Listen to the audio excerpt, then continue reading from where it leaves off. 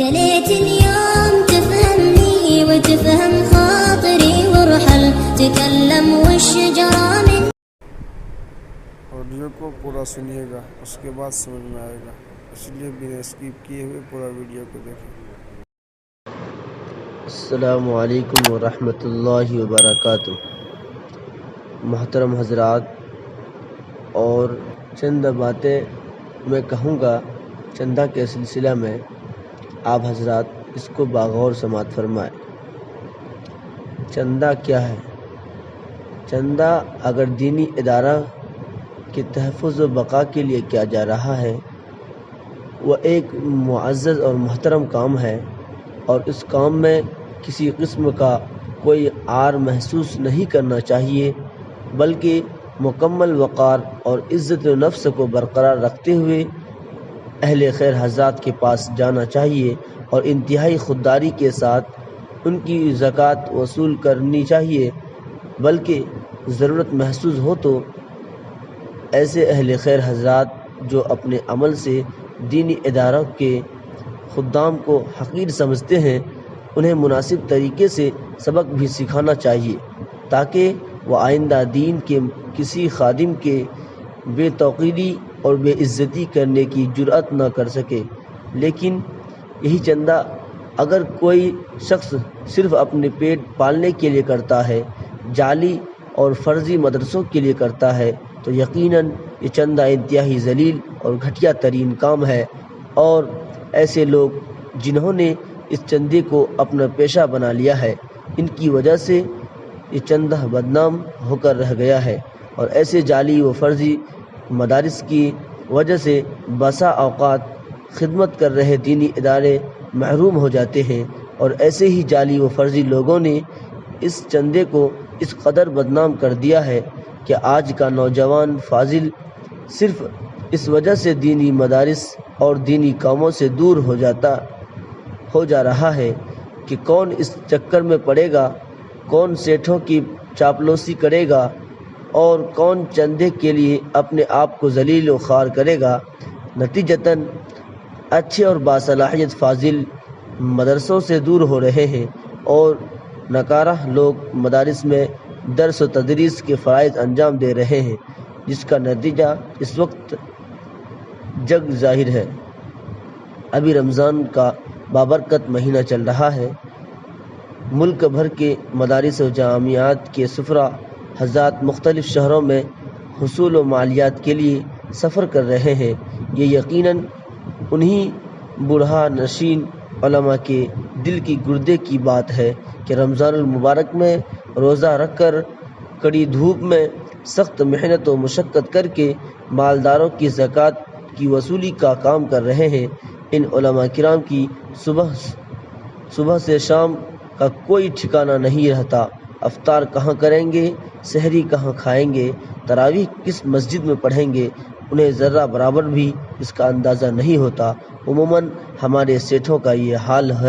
ہوتا ہے کہ کوئی فجر کی نماز کے بعد ملاقات کا وقت دیتے ہیں، تو کوئی بعد نماز تراویح، کوئی بعد نماز ظہر، تو کوئی بعد نماز عصر، تو کوئی بعد نماز مغرب، تو کوئی بعد نماز عشاء، تو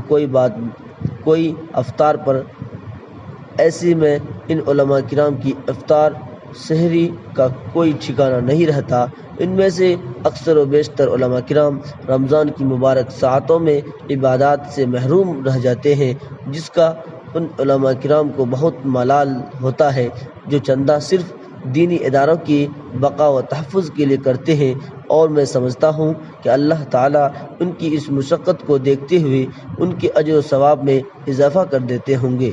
لیکن ایسے افراد جن کا نہ کوئی مدرسہ ہوتا ہے اور نہ ہی کوئی مقصد، وہ صرف اور صرف اپنی پیٹ کے لیے چندہ کرتے ہیں، ان کی اکثریت نہ تو روزہ رکھتی ہے اور نہ ہی نماز و تراویح کا کوئی اہتمام ہوتا ہے، اور ایسے افراد جب کسی سیٹھ کے پاس پہنچتے ہیں تو یہ اپنے مفاد کے حصول کے لیے اس سیٹھ کی تعریف میں زمین و آسمان کے ایسے قلابے ملاتے ہیں کہ المان والحفیظ۔ اب اگر وہ سیٹھ تعریف کا بھوکا ہوتا ہے تو پھر اس مولوی کی چاندی ہی چاندی، چاندنی ہی چاندنی ہوتی ہے اور اسی جگہوں پر مستحق اداروں کا نقصان ہو جاتا ہے، کیونکہ انہیں اس طرح کی جھوٹی تعریفیں کرنے کی مہارت نہیں ہوتی ہے۔ ہمارا یہ مشاہدہ ہے کہ اس قسم کی جعلی اور فرضی مدارس کے سفراء اس حال میں بھاگتے رہتے ہیں کہ ان کی حالت دیکھنے کے بعد ہر کوئی چندہ سے پناہ مانگنا شروع کر دیتا ہے۔ عجیب و غریب قسم کے بھی بیگ اٹھائے ہوں گے، سر کے بال بکھرے ہوئے، ہاتھ میں قلم اور رسید لے کر اس طرح بھاگتے پھریں گے بس کون کہاں مل جائے اور جھٹ سے اس کی جیب کاٹ کر 9 دو 11 ہو جائے۔ اس معاملے میں ہمارے بعض علماء کرام بھی پیش ہیں جن کا مدرسہ تو اصلی ہے، کام بھی اچھا ہے، لیکن چندہ کرتے وقت ان کا حیلہ کچھ اس انداز کا بنا ہوتا ہے کہ جو کہ ایک عالم دین کی شان کے خلاف ہے۔ اسی طرح جب کہیں بہت سے علماء کرام ایک جگہ کسی ایک سیٹ کے پاس جمع ہو جائیں گے تو بجائے اس کے کہ وقار اور سنجیدگی کا مظاہرہ کریں، اس طرح جلد بازی اور دھکا مکی کرتے ہیں کہ دیکھ کر شرم آنے لگتی ہے۔ سیٹ کے کہنے بغیر خود ہی قطار بنا کر بھکاریوں کی طرح کھڑے ہو جائیں گے۔ کئی سیٹوں نے اس تعلق سے اپنی سخت ناراضگی کا اظہار کیا، لیکن ہمارے علماء کرام ایسے موقع پر اپنے وقار سے سمجھوتہ کر کے سنجیدگی کھو دیتے ہیں، جو کہ علماء دین کے وقار کو زبردست ٹھوس پہنچتا ہے، جس سے بچنا ضروری ہے۔ آپ یہ سمجھ کر کام کریں کہ آپ اللہ اور اس کے رسول صلی اللہ علیہ وسلم کے دین کے لیے کام کر رہے ہیں۔ کوشش کرنا آپ کا کام ہے، مدد کرنا اللہ کا کام ہے۔ یہ مدارس دین اسلام کی محفوظ قلعے ہیں،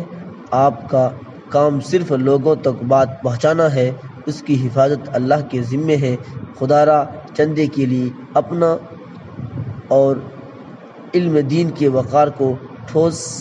نہ پہنچائے، چندہ ضرور کرے لیکن پورے وقار، متانت و سنجیدگی کے ساتھ۔ تلخ نورانی کے لیے معذرت۔ محمد دلشاد احمد، ارریاوی، بہار۔ فقط والسلام، السلام علیکم ورحمۃ اللہ وبرکاتہ۔